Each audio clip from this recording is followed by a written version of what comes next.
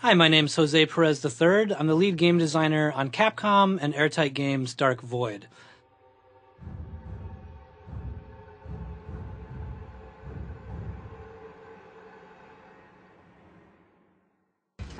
So at Airtight Games, one of the things that we've always really wanted to do is we've wanted to take a kind of ground-based combat that you find in a lot of different games, from Gears of War to Halo, and we've always wanted to combine that with aerial combat, and we want to do that in a way that's really interesting and never been done before. So we thought about a lot of different ways we could do that, and we went from the straight, like, you could jump out of your plane and parachute down to the ground stuff, and we played with that for a while, and it was pretty fun, but there was still always this weird thing where you'd be out in the middle of nowhere, you'd jump out of your plane, or your UFO as it is in this game, and you kind of land on the ground, and all of a sudden you're stuck way out in the middle of nowhere, and how do you get around?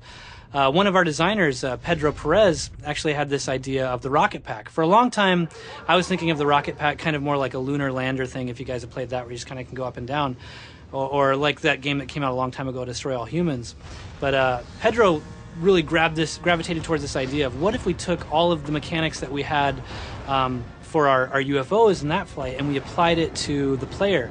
And to his credit, it became one of the defining features of our game. Now that Will is flying around, he really his objective right now at this moment is, how do I take down the rest of these UFOs? From this point, you could go back into a hover state, so you do have the ability to kind of hover around, and you could try to pick at them with any guns that you have in your arsenal, from a machine gun to a rocket launcher or whatever. But because he hasn't upgraded his pack to a point to where he can shoot these UFOs yet, in order to take these guys down, he needs to actually hijack one of these vehicles and use it against them. So with the simple press of a button, you land on the UFO. This isn't a quick time event or anything. You're still in control of your character, so left or right will move you around the UFO. And you need to trick this center gun and find a way to rip off this back paneling, which messes up some of the circuitry and opens up that hatch in the middle. From this point, you jump in. You've got a little struggle to steal the Watcher's gun. You shoot him in his head, and now the UFO is actually yours.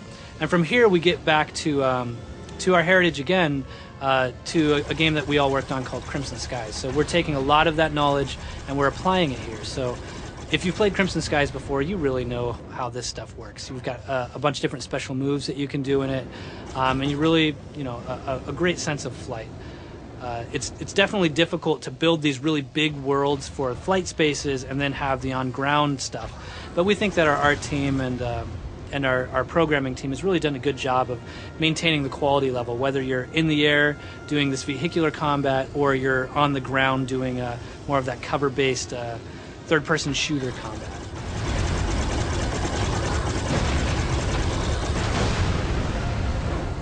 We will have a couple different vehicles that you'll get to play in over the course of the game. I don't get to show any of those to you yet. You'll have to wait a little bit. We do have some time before the game comes out, so over the next couple of months we'll be revealing more and more about vehicles and weapons and who the Watchers really are.